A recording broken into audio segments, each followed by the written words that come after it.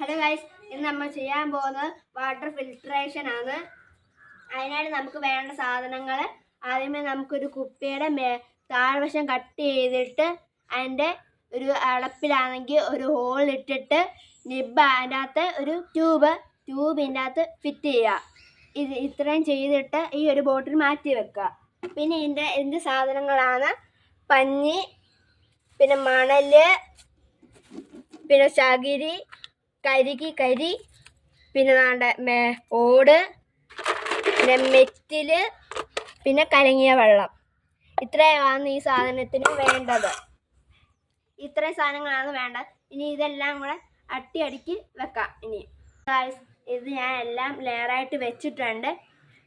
കണ്ടോളൂ, ഇതെല്ലാം നമ്മൾ ലെയറായിട്ട് വെച്ചിട്ടുണ്ട്. ഇനി നമുക്ക് ഇതിൻ്റെ അകത്തേക്ക് കലങ്ങിയ വെള്ളം ഒഴിക്കാം.